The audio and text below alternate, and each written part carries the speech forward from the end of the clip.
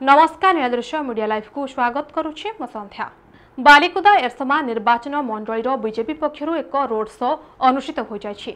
Balikuda block आंबशाल निकटरू Virat शोभायात्रा रे बाहरी तहसील छक निकटरे थिबा बीजेपी कार्यालय पर्यंत जाइथिला।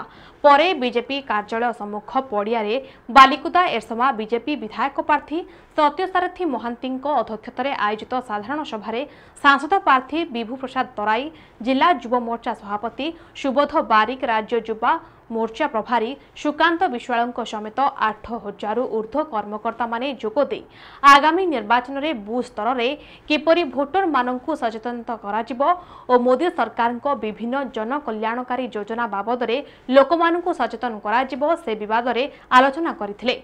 एही निर्वाचन में बीजेपी को बालिकुदा एरसमा निर्वाचन मंडली रे समृद्ध करने सहित एथर निर्वाचन मंडली रे किभली पद्म फुटिबो से बाबद नेतृवृंद और कर्मी माननकु गुरुमंत्र प्रदान करा जायछि बोली कहिसंती विधायक प्रार्थी। देखंतु नमस्कार, जय जगन्नाथ, जय श्री राम, जय मां सरला। आज बालिकुदार 30 पंचायत जन आशीर्वाद समावेश प्रोग्राम थिला, जो थे बढ़ी चढ़ी की 30 पंचायत समस्त गुरुजन माँ माने युवपीढ़ी छोट पिला माने समस्त आश्चर्य उत्साह सहित आग्रह सहित, कारण से माने एथर परिवर्तन चाहूँगी, से माने सरकार चेंज करिया चाहूँगी। दीर्घ 25 वर्ष भितर बड़ दुखर कथा, बालिकुदा एरसमा निर्वाचन मंडल रे 55 पंचायत रे 36 पंचायत रे पानी ना, 5टा पंचायत रे लोक पोखरी पानी रे भात रांधिकी डाली रांधि खाऊंती, जो पोखर से माने गाधौंती, जो पोखर से झाड़ा बसी आसी पानी छाड़ी होउछंती। आज से दिन से माने देखिले ए बिजु जनता दल सरकार को से माने बाहर रास्ता देखेबे, से माने प्रतिष्ठा कर सारे, से माने डिसाइड कर सारे, से माने एथर दृढ़ प्रतिज्ञा कर सारे कि सरकार को बाहर को देखेबे।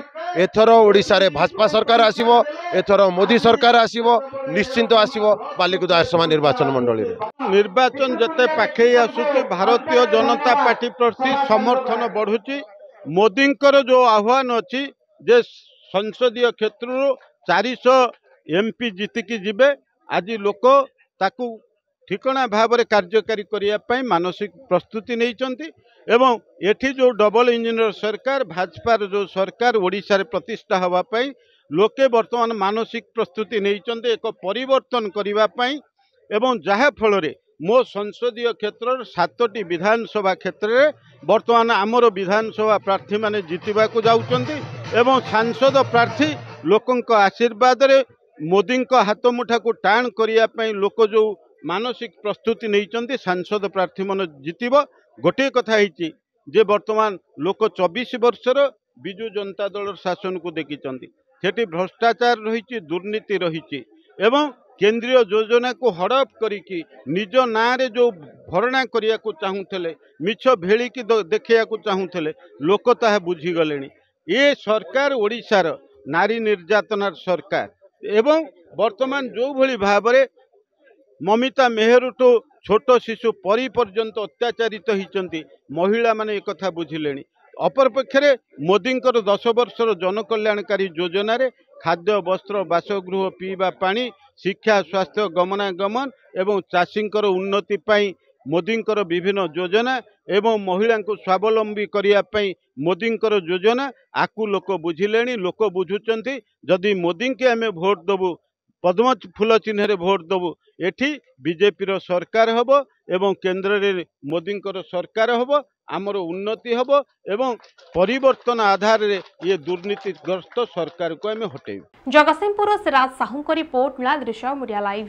तेबे एभली खबर जानिया पई हम चैनल को लाइक शेयर एंड सब्सक्राइब करबा को भूलंतुनी। रहउछु नमस्कार।